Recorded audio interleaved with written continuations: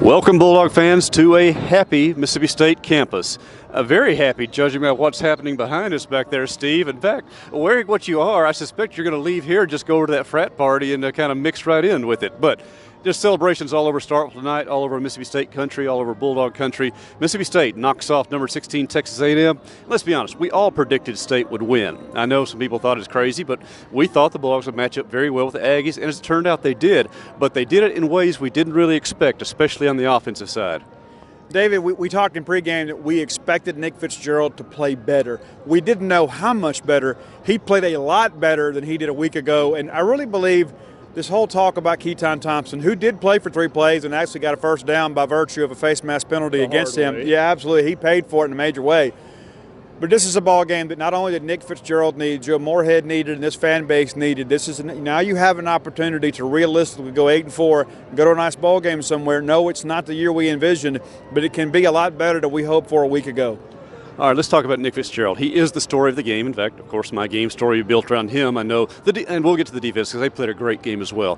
Fitzgerald, those 2 touchdown passes, he's thrown a lot of TDs in his career, but that may have been the nicest touch I've seen him show, and especially after this year when he's been forced to throw so much flat balls, just line drives, different types. He put some air underneath it, and his receivers went up and made catches tonight. Stephen Guidry, great catch there. Osiris Mitchell, 2 really big-time catches, but especially in the end zone. For really, I think that second touchdown may have been the key to the game. David, A&M had that momentum with that drive, and listen, we can break that drive down, and that's happened a couple times now with Mississippi State where you give up points just before the half. A calculated risk there with Joe Moorhead electing to go for it rather than kick there. And listen, I get it. I appreciate being aggressive. We can talk about a hold that wasn't called. We can talk about a lot of things, but the bottom line is A&M had all the momentum. State comes out of the locker room. They answer. Unbelievable throw to Mitchell, but the catch was even better, and that's a kid that's had some big drops this year. And, the ball game against LSU, on that crossing route there, he didn't look for the football. He did there. He elevates in between 2 defenders. And, David, I've got a great shot of that, I have to admit. But there was no denying him that football. Well, and it makes it more what if from the Florida game. But, guys, they live and they learn from those, or they don't. He learned. He made a big play, and he had a defender who wasn't a small guy. He was about 6'2", 6'3", and Osiris, who was 6'5", really had to elevate to go get it. Let's talk about, to me, the key offensive play of the game after that touchdown.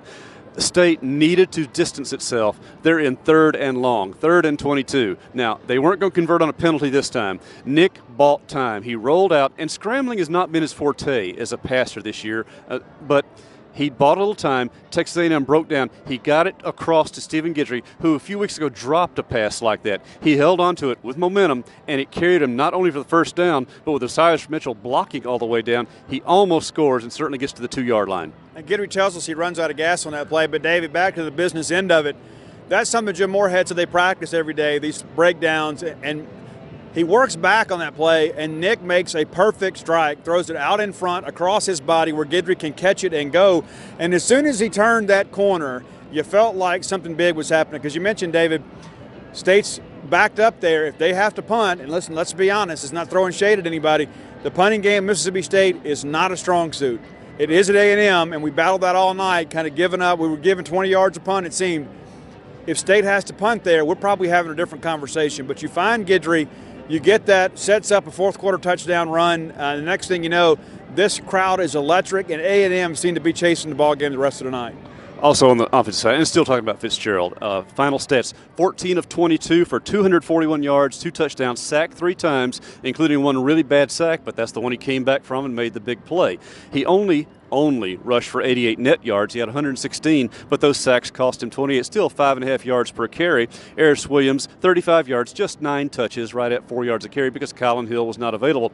State ran just enough, just barely enough, and just barely effective enough to make A&M respect it, and the receivers went out and made plays.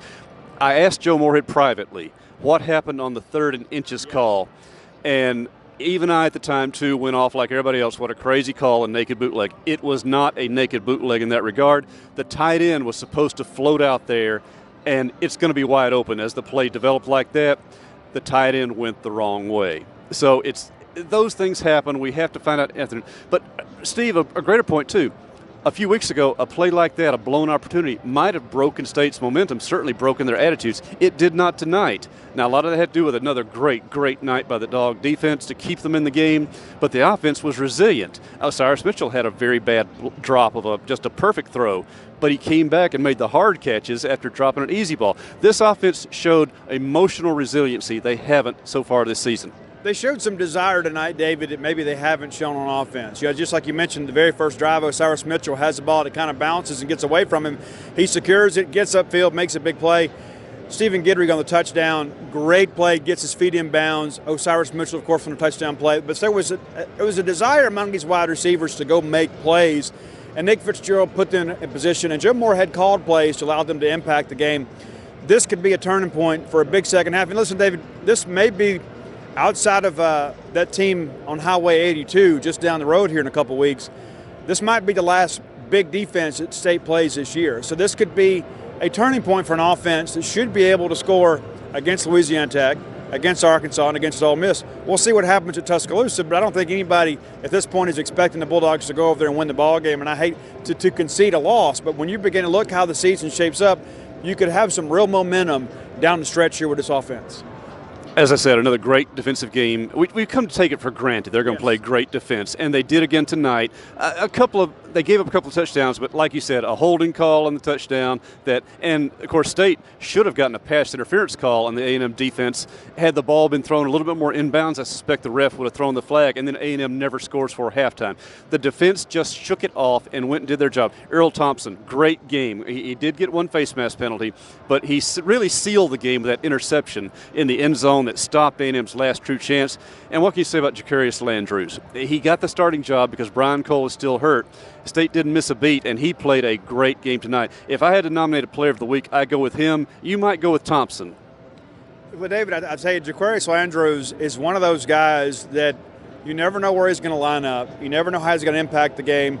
He has two unbelievable quarterback hurries. He bats the ball down. He's out there making plays. And they tried to screen underneath him, but he's able to get off blocks and make plays. And when he couldn't make the tackle, he turned back towards contain. This is a good football player. And we knew him and Brian Cole were neck and neck throughout the fall. Bob Schupas told us that. But Landrews playing as well as he has, you don't have to rush Cole back. And that's one of the things you think about the walk-in wonder for the Bulldogs. Colin Hill in street clothes tonight, Braxton Hoyt in a boot. Lee Autry steps in and played a great game at defensive tackle. But here's the thing, and all due respect to what we've got going, you have the luxury now of resting some of these guys. Yes, it's a non-conference team. Yes, you got to respect everybody. There's no way I'm trotting Colin Hill back on the field again that he's 100% because you've got Eris Williams, who also had a good ball game tonight. Kind of lost in the notes, but Eris had some big gains early to kind of loosen the belly of that Texas A&M front. Bigger winner tonight, Nick Fitzgerald or Joe Moorhead and his offensive philosophy? Man, that is a great question, David, and I'm going to have to say Nick Fitzgerald. And the reason that I will say Fitzgerald is because they're really too tied together this year. They are tied together, but also, too, Nick is one of ours, and that's one thing that's disappointing sometimes. Is it's one thing a new coach comes in, you can say, well, he don't know how to call plays, and he's not adjusting his scheme to our personnel. But Nick's one of our own, and he's been here for 5 years now, and so when our fans turn on him, listen, he's a senior, but he's human, and he says he doesn't feel it and he doesn't hear it, but that's not true. And the coach, very fiery and emotional about that, saying and labeled it as BS, and I wonder what he meant by that. Yeah, it wasn't Bolshevik, I can promise you. But the bottom line is that Nick Fitzgerald earned the confidence of his fans and really more importantly the confidence of his teammates, and I think that bodes well for the future. And Mississippi State should get Colin Hill back in a week or two. But again, you can rest him this week. And if you want to take the hands-off approach, you don't even try to play him at Tuscaloosa and get him ready for that stretch run down there. Coach Moorhead, he could have crowed a little bit tonight, but he played it very reserved. Oh, by the way, I forgot to mention, I asked Nick Fitzgerald, did the referee explain the celebration penalty for him? And he didn't. He said, but all his career, all the touchdowns he scored, and that's the first time he gets flagged for something as minor as that. He said if he had known he was going to draw a flag, he would probably have punted the ball into the stands at that point. maybe an overstatement, but maybe not, considering what the guy's been through this week. And he earned every right to celebrate. So did Joe Moorhead tonight. His offense showed the flashes of what he wants it to be, certainly once he gets his own personnel in here as well. Defense played great. Bob Shoup, he just keeps coming through with game plans that work against any type of offense. We had a punt or two that maybe didn't go like it should, but the coverage was outstanding except for one breakdown, and that was a line drive punt. And that didn't come back to really kill the game. So you could just say this was about as good a game as State could have played under SEC conditions against a good top 20 opponent, and now they can turn their attention to Louisiana Tech, maybe rest up a little bit. And I know you and Paul are going to be getting in touch with recruits to see what they thought of tonight's action as well. It's true, David, but an important step towards bowl eligibility, and that's something we've kind of taken for granted around here. But a couple weeks ago, some of our own fans were saying, "Hey, 3-9, 4-8." You win 1 tonight. A lot of people didn't expect you to. I know, David, we felt it was a good matchup for State being at home. But that being said, this could have gone either way. You win this one, and now you begin to get some confidence, momentum. Now you need to build on that. Next week, you knock out that bowl eligibility hurdle, and then you've got a 3-game season to kind of jockey for position and maybe find somewhere warm to go in the holidays.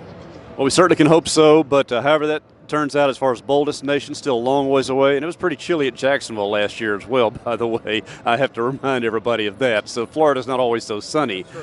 Doesn't really matter. You're still playing now to get eligible. You can do that next week, hosting Louisiana Tech, a 6:30 kickoff here at Scott Field. Don't think we'll have many day games, it looks like, on this schedule so far, but that's good. A kind of a primetime game for fans to keep an eye on their dogs next week in a non-conference game. Then get ready for that SEC closing stretch run. But the Dogs go into it with a much better frame of mind. They'll be able to enjoy Halloween just a little bit more. So a sweet victory here at the end of October for the Bulldogs to get ready to go in. As of this evening, of course, starting on the game story here, Paul is working on a piece with Errol Thompson. Robbie has got a notebook going up. Mike Nemeth has the Flash Gamer out. Gene provided a bunch of our first half photographs. Steve, you have a bunch of photos that you filed as well. You have some interviews in the week. I'll have a story with Jaquarius Landrews early in the week, but entirely different frame of mind. A good time to be a Bulldog fan. And, hey, if you're still hanging around, I think they may still have some room for you at the party at the frat house behind us there. But otherwise, celebrate however you choose. Mississippi State defeats Texas A&M. Bulldogs now 5-3, 2-3 SEC, and heading into November with a fresh set of steam. For our entire staff here at Gene's Page 24/7, here at Davis Wade Stadium with Steve Robertson, I'm David Murray.